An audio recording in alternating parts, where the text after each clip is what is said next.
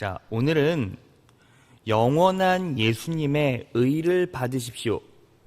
영원한 예수님의 의를 받으십시오 라는 제목을 가지고 은혜의 말씀 선포하겠습니다. 여러분, 세상은 저와 여러분들에게 관심이 없습니다. 그런데 관심 있는 척 보이는 거죠.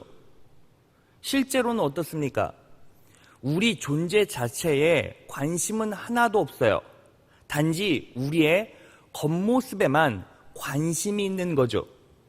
여러분, 인생을 가만히 살펴보세요. 여러분들이 삶에서 생활을 하다가 식당에 가고 병원에 가고 그리고 서류를 떼러 관공서에 가지 않습니까? 그때 누구 하나 여러분들의 이름을 불러주던가요? 당연히 그렇지 않죠. 그저 번호표에 쓰여진 번호를 부릅니다. 우리를 번호 취급하죠. 왜요? 우리의 인생, 존재 자체에는 관심이 없어요. 그냥 우리들은 세상의 필요와 목적에 따라서 이용당하고 이용합니다. 그것이 세상의 삶이라는 거죠. 그런데 예수님은 그렇지 않으세요. 예수님께서는 우리를 너무나 사랑하시고 그래서 우리의 이름을 하나하나 불러주시고 선하게 이끌어 가십니다. 말씀으로 확인해 볼까요? 요한복음 10장 3절입니다. 문지기는 목자에게 문을 열어주고 양들은 그의 목소리를 알아듣는다. 그리고 목자는 자기 양들의 이름을 하나하나 불러서 이끌고 나간다. 우리 목자가 되신 예수님께서는 자기 양들의 이름을 하나하나 불러서 이끌고 나간다. 어디로? 선한 곳으로. 우리 예수님은 우리 존재 자체를 사랑해 주셔서 우리의 이름을 다 불러주세요. 그리고 섬세하게 간섭하십니다. 그래서 우리는 그것에 반응하여 전혀 삶을 살아가면서 두려워할 이유가 없어요. 염려할 이유가 없어요. 하나님께서 계획하시고 하나님께서 개입하시고 하나님께서 역사하십니다. 믿으십니까? 그래서 누가복음 12장 7절에 보면 너희에게는 오히려 머리털까지도 다 새 신바 되었나니 뭐하지 말라고요? 두려워하지 말라. 너희는 많은 참새보다 귀하니라. 왜 우리가 두려워할 필요가 없습니까? 예수님께서는, 우리 성령님께서는 머리털까지 다 세시고 또한 누가복음 21장 18절에 보면 너희 머리털 하나도 상치 아니하리라. 우리 인생의 모든 것들은 하나님께서 주관하시고 계획하십니다. 하나님께서 인정하지 않으시면 우리의 머리털 단 하나도 땅에 떨어지지 않아요. 믿으십니까? 그 하나님의 사랑이 그렇게 놀랍다는 거죠. 그런 맥락에서 오늘 본문 말씀은 예수 그리스도의 놀라운 은혜에 대해서 말해주고 있습니다. 이 약속을 붙잡고 기도하시고 이 말씀의 은혜에 우리 인생을 위탁해 보세요. 그러면 우리 영혼 가운데 놀라운 평안함과 우리 인생 가운데 놀라운 부흥이 일어나게 될 것입니다. 오늘 성령 하나님께서 우리에게 주신 말씀의 은혜, 이 은혜의 약속은 두 가지입니다. 하나하나 살펴보겠습니다. 첫째, 세상의 무게에 짓눌려도 예수님의 의로 다시 일어나십시오. 너무너무나 중요해요. 세상의 무게에 짓눌려도 예수님의 의로 다시 일어나야 한다는 거예요. 오늘 본문 말씀 히브리서 4장 15절 상반절에서 16절 상반절 이어서 읽겠습니다. 우리의 대제사장은 우리가 당하는 이 시련을 몸소 겪으신 분이기 때문에 우리의 연약함을 잘 알고 계십니다. 그러므로 우리는 담대하게 은혜의 보좌로 나아갑시다. 여러분, 우리 예수님께서는 우리의 아픔과 우리의 고통을 다 아세요. 그냥 아시는 것이 아니라 몸소 겪으셨기에 더 절절하게 아십니다. 그래서 우리의 연약함을 잘 아시기에 우리의 마음을 헤아리시고 나아갈 길을 그분이 선하게 인도해 가십니다. 우리는 뭐만 하면 됩니까? 세상에 짓눌려도, 세상에 무너져도 결국 은혜의 보좌로 나아가야 한다는 거예요. 그 은혜로 회복되어야 한다는 겁니다. 여러분, 우리가요, 인생을 살다 보면 우리 안에는 지금 믿음이 있죠. 하나님의 은혜를 통해서 믿음이 들어와 있다는 거예요. 그러니까 우리는 어때요? 하나님의 뜻대로 살고 싶은 열망이 있어요. 성령 하나님께서 우리에게 그런 마음을 주셨죠. 그럼에도 불구하고 우리의 삶은 어떻죠? 세상의 무게에 짓눌려 쓰러질 때가 참 많아요. 그래서 좌절하기도 하고 우리의 실수를 가지고 자기 합리화를 시키기도 합니다. 그게 우리의 실제적인 현실이고 삶이에요. 그래서 우리의 죄성 때문에, 우리의 연약함 때문에 우리의 인생을 포기하고 싶을 때도 많이 있고, 하나님의 뜻에 거역해서 살고 싶은 마음도 참 많이 있습니다. 그런데 그런 모습을 예수님께서는 이미 다 아시고 긍휼히 여기셔서 말씀을 통해 우리를 회복시키기를 원하신다는 거예요. 그리고 우리는 그 은혜의 말씀으로 다시 회복되고 일어나면 그 놀라운 은혜를 통해서 내 영혼이, 내 인생이 절대적으로 부유해집니다. 여러분, 이것을요 정확하게 예표하는 사건이 있어요. 요한복음 4장에 나와 있는 사마리아 여인의 사건입니다. 사마리아라는 지역은 이방인과 혼재된 삶을 살아가고 있었기 때문에 유대인들은 사마리아 사람들을 경멸했어요. 그래서 갈릴리로 나갈 때 사마리아를 거쳐가지 않고 어떻게 갔습니까?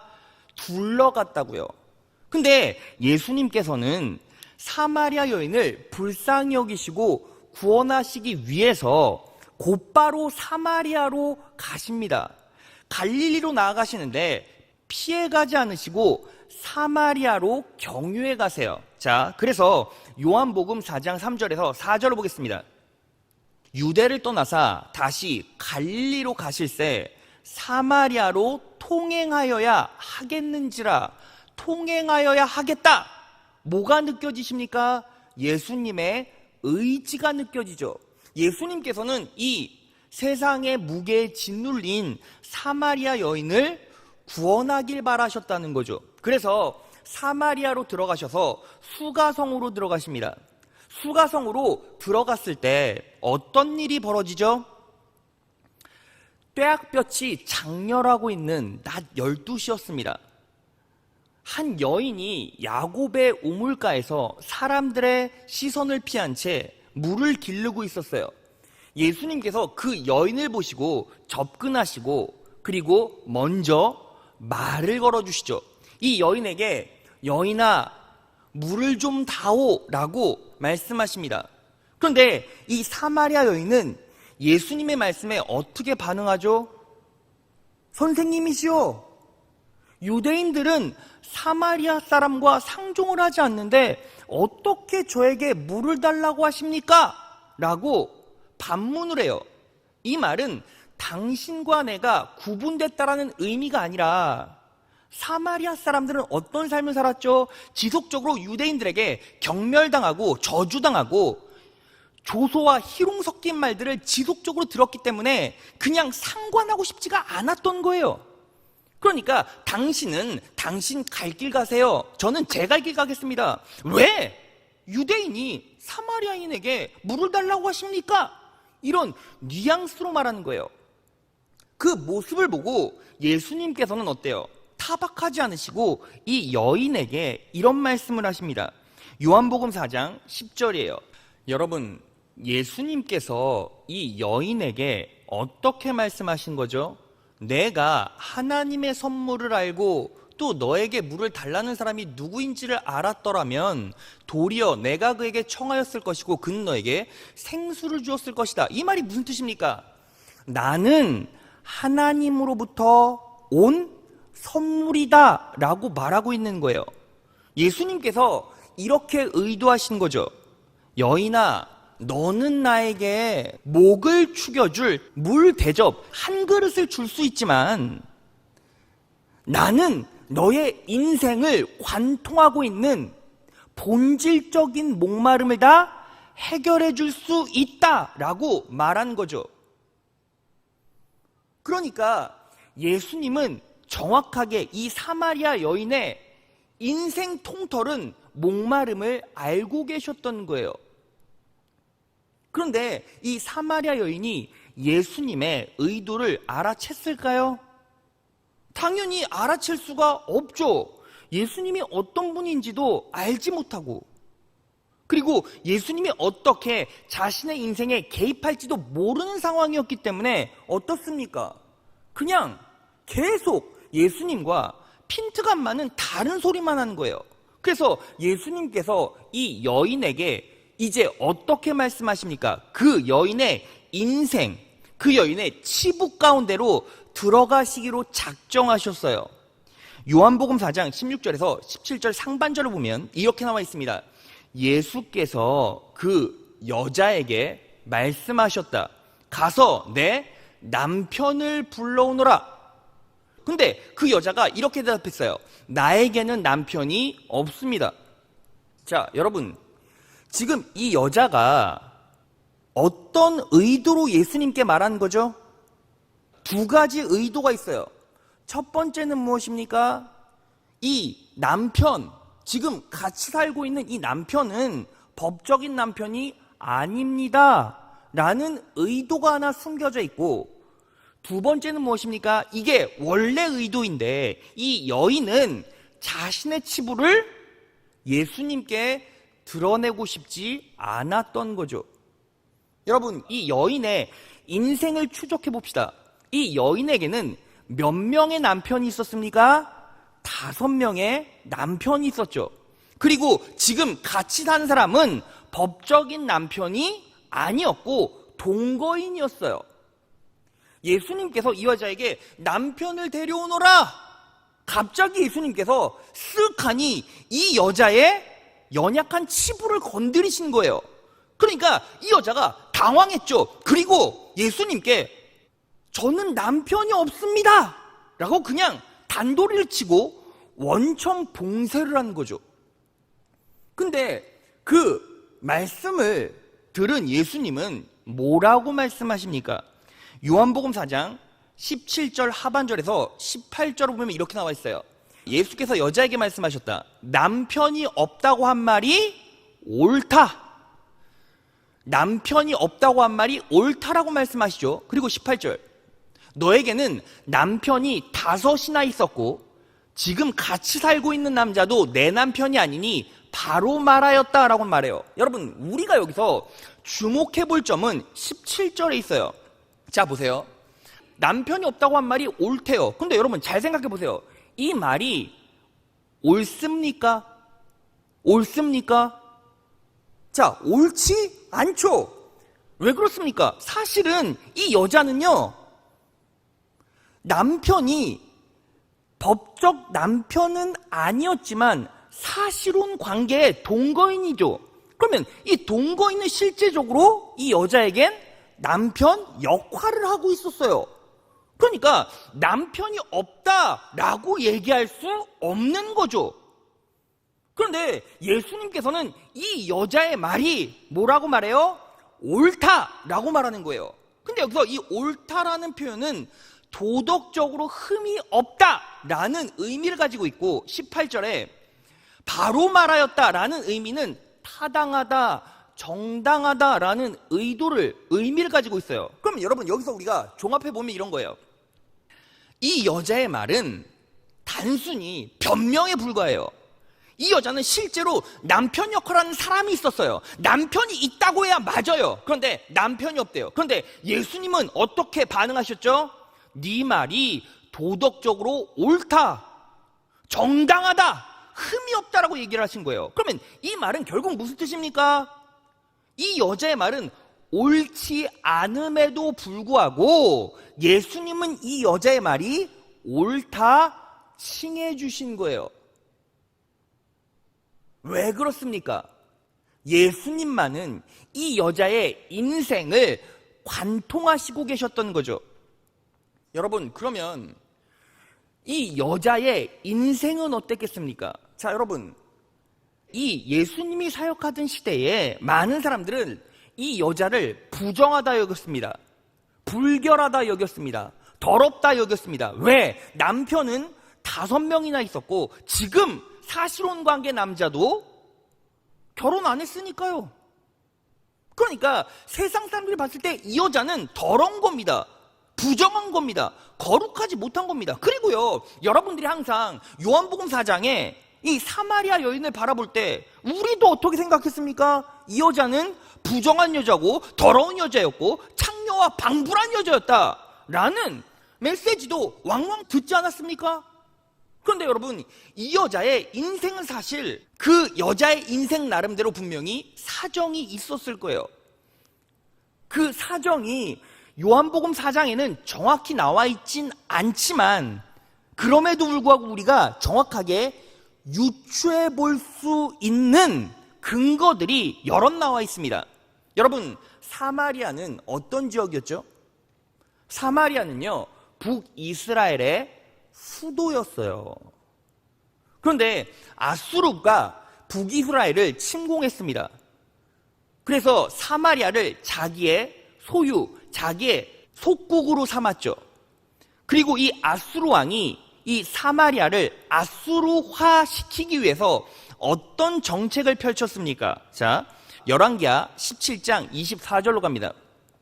이스라엘 자손을 사마리아에서 쫓아낸 아시리아 아수르 왕은 바빌론과 구다와 아하와 하맛과 스발와임으로부터 사람들을 데려와서 이스라엘 자손을 대신하여 사마리아 성읍에 살게 하였다.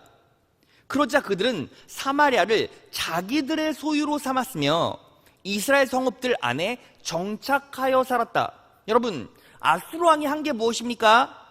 이 사마리아 땅에 바빌론 사람과 구다 사람과 아와 사람과 하맛 사람과 스바라임 사람들을 데리고 와서 사마리아 성읍에 살게 하고 사마리아를 그들의 소유로 삼겠다는 거예요.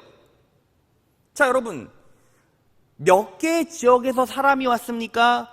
5개의 지역으로부터 왔죠. 그리고 여러분, 여기서 사마리아를 자신들의 소유로 삼았다라는 것은 단순히 땅이나 집만 뺏었다는 것이 아니라 남자는 싹 죽이고 여자와 아이들만 취했다는 거예요. 어떻게 그것을 알 수 있습니까? 이것은 세상의 통념이었어요. 당시 치열하게 전쟁이 일어나면 대부분의 국가들이 어때요? 다른 나라를 정복하면 일단 남자들은 다시 전쟁을 일으킬 수 있으니까 싹 다 죽여버리고 여자와 자식들만 살렸어요.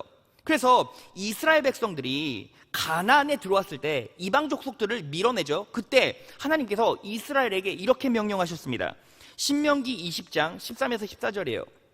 여러분의 하나님 여호와께서 그 성을 여러분의 손에서 넘겨주시면 여러분은 그 성의 남자들 모조리 죽이고 여자들과 아이들과 가축과 그 밖에 모든 전리품은 다 여러분이 소유하도록 하십시오. 그러니까 여러분 보세요. 객관적으로 역사적인 근거를 통해서 한번 사마리아의 상황을 살펴봅시다. 여러분, 아수르가요 사마리아에 침공했어요. 그리고 그 사마리아 땅을 자신의 소유로 삼았습니다. 그리고 이 아수르 왕은 5개 지역의 사람들을 사마리아로 보내서 소유로 삼겠다는 거죠. 그러면 사마리아의 유대인 남자들은 전부 다 죽었을 거예요. 누구만 남았어요? 여자와 아이들만 남았겠죠. 그러면 그 여자와 아이들은 누구 소유인데요? 5개 지역에서 온 사람들의 소유죠.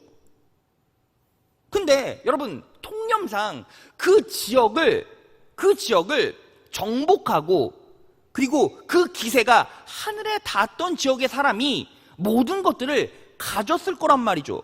그러면 자 봐보세요. 그 지역에 5개의 지역의 사람이 있었어요. 어떤 때는 바빌론 사람이 득세했을 거고, 어떤 때는 아와 사람이 득세했을 거고, 어떤 때는 스바라임 사람이 득세했을 거예요. 하마 사람이 득세했을 때도 있었죠. 그럼 여러분, 바벨론 사람이 득세했을 때는 거기의 여자들은 다 누구 거?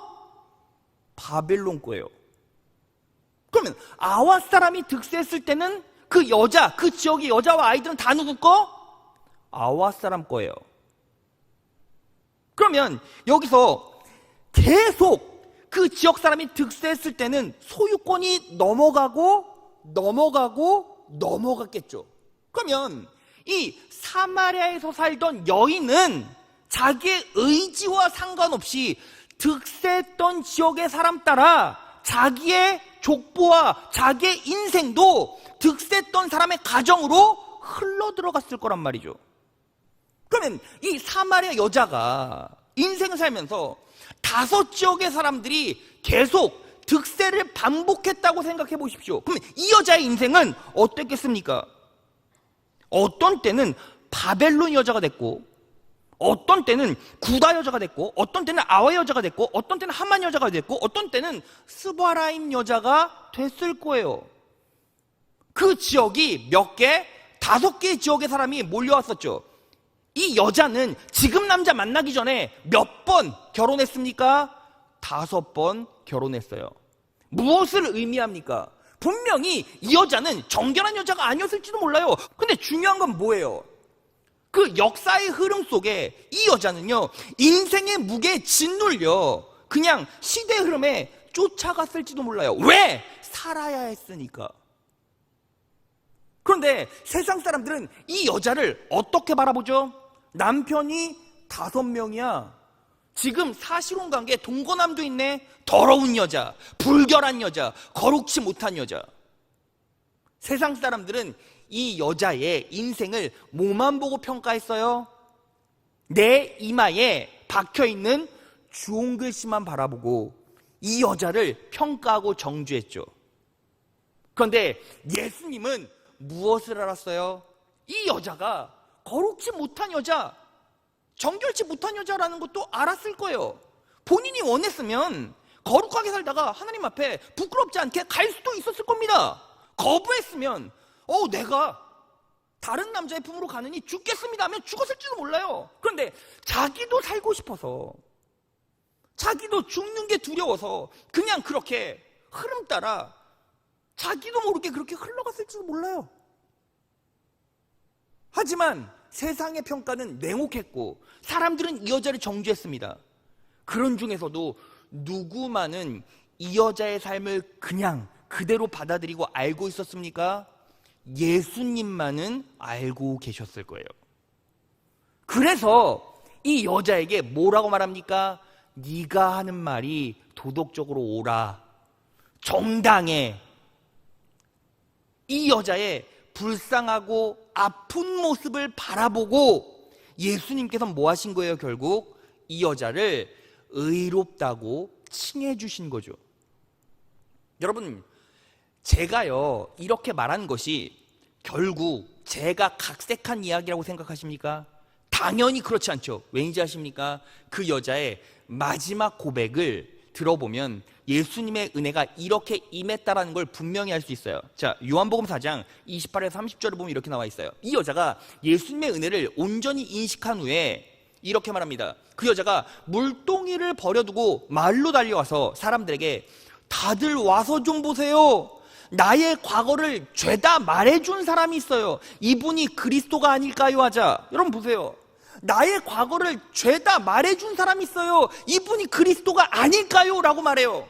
여러분, 만약에 예수님께서 이 여자의 더러운 과거를 폭로했다면, 수치를 드러냈다면 이 여자가 여러분 제가요 5번이나 바람피고 남자가 5번이나 바뀐 이 더러운 사실을 다 말해준 사람이 있어요. 이분이 그리스도가 아닐까요? 라고 말했겠습니까? 아니죠. 다른 사람들은 전부 다 몰라줘도 다른 사람들은 자기 자신을 더럽다라고만 바라보고 타락한 여자로 인정했지만 예수님만은 진짜 내가 왜 이 자리에서 이렇게밖에 살 수 없었는지에 대해서 그분만은 알고 계시네. 그분만은 내 인생을 이해해 주시네.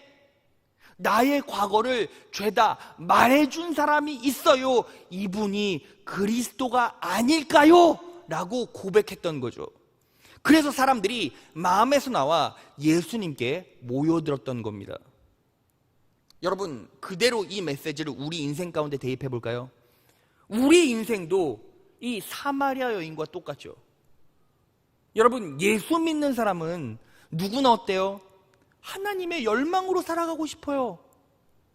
하나님께서 바라는 것들을 나도 바라고 싶고 하나님께서 행하라 하시는 것들을 행하고 싶어요. 그런데 인생을 살다 보면 내 마음은 그런데 삶의 무게 때문에, 내 인생의 진누르는 인생의 무게들 때문에 그렇게 살고 싶지만 그렇게 살지 못할 때가 너무나 많잖아요. 여러분, 제가요 주일날 지나가다가 중직자분들을 만나요. 권사님들을 만나고 장로님들을 만나요. 장로님, 권사님 힘드시죠?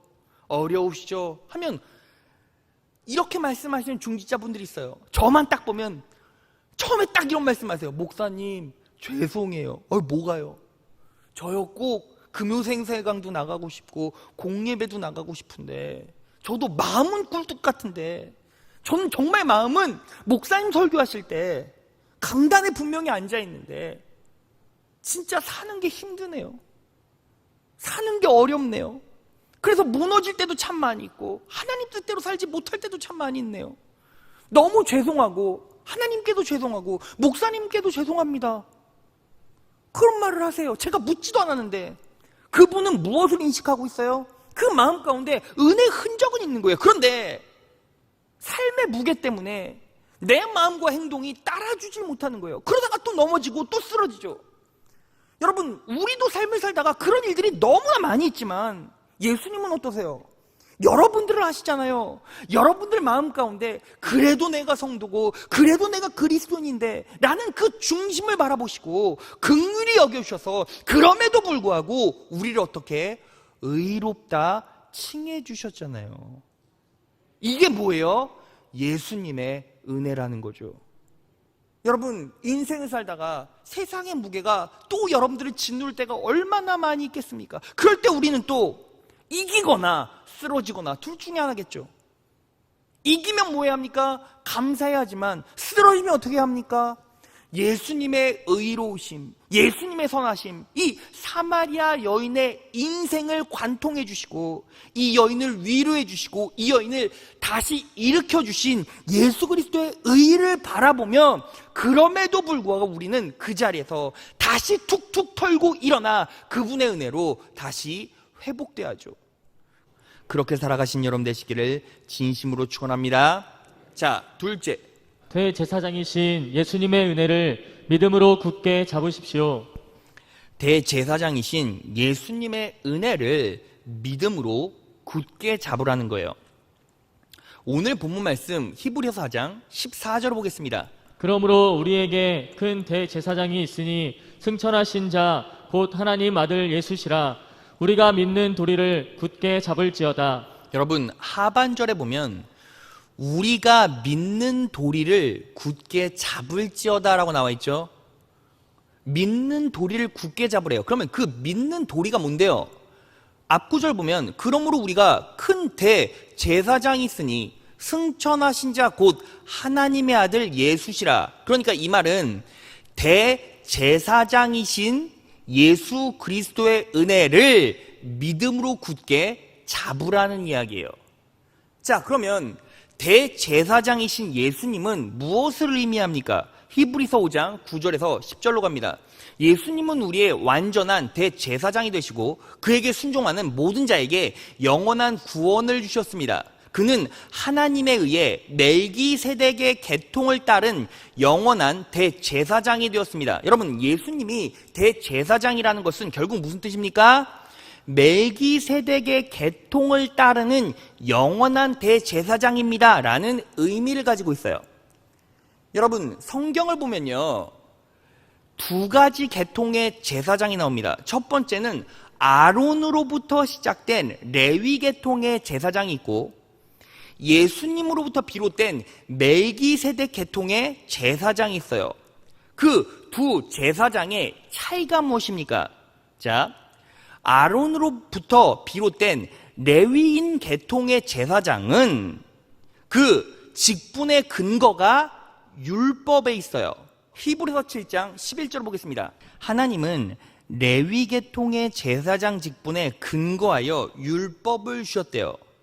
그러니까 이 레위인들은요, 자기가 직분을 감당할 때 그 근거가 율법에 있으니까 어때요? 사람들이 행위한 것에 따라서 축복을 줄 수도 있고 저주를 줄 수도 있는 거죠. 그러니까 이 레위인 계통의 제사장들에게는 사람들이 어떻게 반응해야 합니까? 당연히 바치는 것으로 반응해야죠. 왜 그렇습니까? 인간은 죄성이 있고 연약한 존재이기 때문에 항상 선한 것보다 죄를 더 많이 짓죠. 죄를 당연히 많이 지니까 자기의 죄를 자신의 행위로 씻기 위해서 뭐 합니까? 속죄 제물을 레위 제사장에게 바치는 거예요. 그러니까 이 레위 계통의 제사장들은 계속 뭐만 하게 됩니까? 사람들에게 받기만 하죠. 그런데 멜기세덱 계통의 제사장은 항상 뭐 합니까? 받는 자가 아니라 계속해서 주는 자예요. 자, 여러분, 멜기세덱 계통의 제사장이 처음 나오는 성경이 어디입니까? 창세기 14장 17에서 19절이에요. 아브라함이 318명을 데리고 그돌라오멜에게 가서 조카 롯을 구하죠. 그때의 장면을 봅시다. 17절, 아브라함이 그돌라오멜과 그와 함께한 왕들을 파하고 돌아올 때에 소돔왕이 사회 골짜기 곧 왕국에 나와 그를 영접하였고, 18절, 살렘왕 멜기세덱이 떡과 포도주를 가지고 나왔으니 그는 지극히 높으신 하나님의 제사장이었더라. 살렘왕 멜기세덱이 어떤 사람이었어요? 떡과 포도주를 아브라함에게 줬던 하나님의 제사장이었죠. 19절, 그가 아브라함에게 축복하여 가로되 천지의 주제시오 지극히 높으신 하나님이여 아브라함에게 복을 주옵소서. 자, 그러니까 멜기세덱 계통의 제사장은 아브라함에게 뭐만 줬어요? 받은 것 없이 떡과 포도주를 주었고 아브라함에게 복을 주었어요. 자, 여러분, 그러면요, 우리가 가만히 생각해 봅시다. 이 떡은요, 결국 누구를 예표하죠? 예수 그리스도의 몸. 떡은 예수 그리스도의 몸을 예표하죠. 포도주는 무엇을 예표합니까? 예수 그리스도의 십자가의 피를 예표하죠. 그러니까 이 멜기세덱 계통의 제사장이 아브라함에게 떡과 포도주를 주었다는 건 결국 무엇을 예표해요? 예수 그리스도의 십자가의 구속의 은혜, 자기 몸을 버리셔서 십자가에 못 박혀 죽게 하셔서 우리에게 주신 은혜를 예표하죠. 그리고 멜기세덱이 결국 떡과 포도주뿐만 아니라 무엇을 주었어요? 아브라함에게 복을 주었죠. 그러면 신약시대는 무엇을 정확하게 예표하고 있습니까?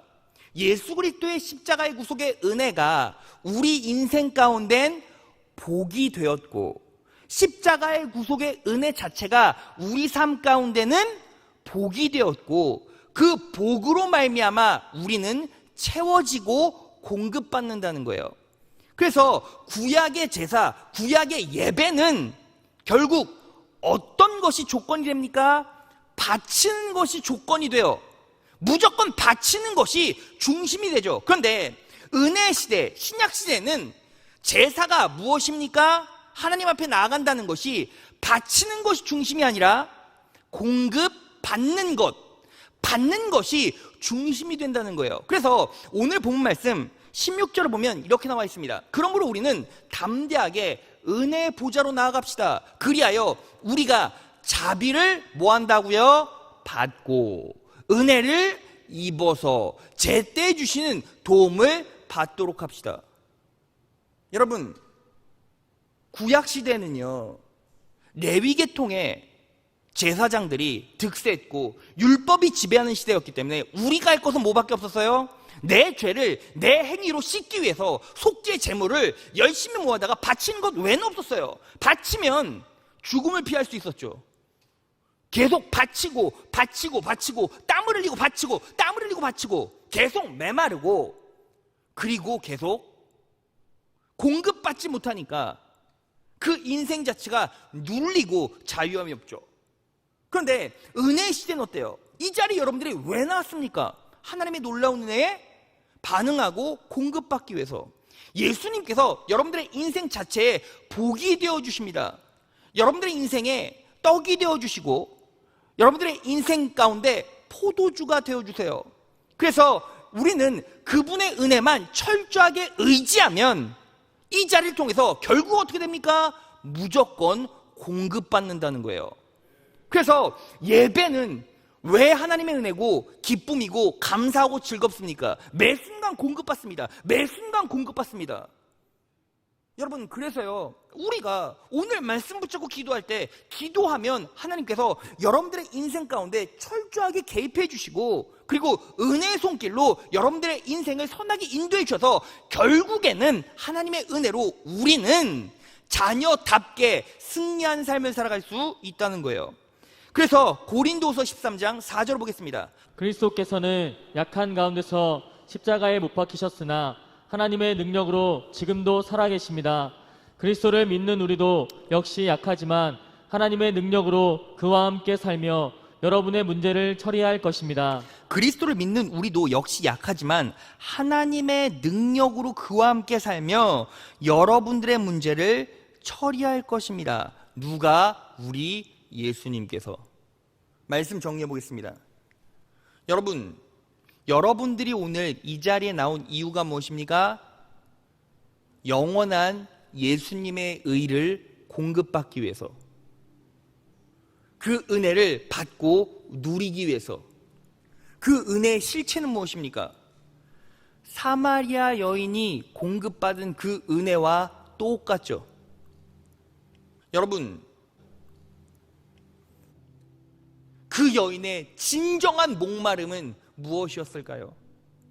나는 정말 치열하게 열심히 살았다라고 생각하지만 정신 차리고 보니 내가 이런 자리에 있었어. 그런데 사람들은 아무도 나를 사람 대접하지 않고 더럽다 치부했습니다. 부정하다 치부했습니다. 그 여자는 사람 눈치만 보며 그렇게 사람의 시선을 피해 그 뜨거운 햇빛, 장렬되는 햇빛을 마주하며 물을 길어야만 했죠. 그 인생 가운데 내 인생의 본질적인 목마름을 해결해 주시는 예수님을 만났고, 그 예수님을 통해 인정받았고 의롭다 여겨졌고 자녀로 회복되었습니다. 여러분, 이 자리에 앉아 계신 여러분들, 우리의 인생이 추적당하고 우리의 인생이 폭로될 때 우리는 세상 사람들의 칭찬과 영광을 받을 수 있을까요?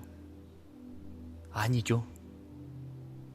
어쩌면 이 자리에 앉아 있는 성도들, 아니 이 영상을 바라보고 있는 성도들 중에 누군가는 나는 정말 사람답게 살고 싶고 그리스도인답게 살고 싶고 거룩하게 정직하게 살고 싶은데 세상이 나를 뒤흔들어 지금 이 자리에 있고 아파하는 자리에 있고 채워도 목마른 자리에 있고, 그래서 힘들고 두렵고 떳떳하지 못하고 스트레스로 이지러진 성도들도 있을 겁니다. 그럼에도 불구하고 우리는 무엇을 바라봐야 합니까? 내 영혼 가운데 내 더러움까지 깨끗하게 씻어주신 예수 그리스도의 의를 바라봐야죠. 그리고 뭐 해야 합니까? 예수 그리스도 자체가 나의 포도주요 나의 떡임을 인지하고 그분 자체가 내 인생의 축복임을 인식하고 그분을 철저하게 의지할 때 우리 성령님께서는, 우리 예수님께서는 우리에게 바라는 것 없으십니다. 그저 퍼주시고, 그저 공급해 주시고, 그저 회복해 주시기를 바라시고, 우리가 일어나길 바라시고, 우리가 감사하길 바라시고, 우리가 기뻐하길 바라시고, 우리가 은혜로 채워지길 바라시는 거예요. 여러분, 여러분들에게 그 예수 그리스도의 놀라운 의와 부요함이 임했습니다. 우리는 그것으로 살아갈 수 있습니다. 그것으로 채워질 수 있습니다. 그것으로 충만해질 수 있습니다. 이 놀라운 대제사장 대신 멜기세덱의 계통의 예수 그리스도를 내 삶의 주인으로 모심으로 이 무거운 인생 무게 가운데 절대로 쓰러지지 마시고 하나님의 은혜로 일어나시고 회복되신 여러분 되시기를 진심으로 축원합니다. 하나님의 은혜가 여러분들의 인생 가운데 임할 것입니다. 사마리아 여인에게 임한 그 놀라운 치유와 회복과 평안과 감사와 부요함이 여러분들의 영혼과 인생 가운데 임할 것입니다. 입술로 고백하시고 철저하게 의지하십시오. 하나님께서 여러분들의 인생 가운데 개입하시고 계획하시고 역사해 가실 것입니다. 그 놀라운 은혜로 다음 한 주도 하나님의 은혜에 의지하여 기뻐하고 감사하고 승리하는 여러분 되시기를 진심으로 축원합니다.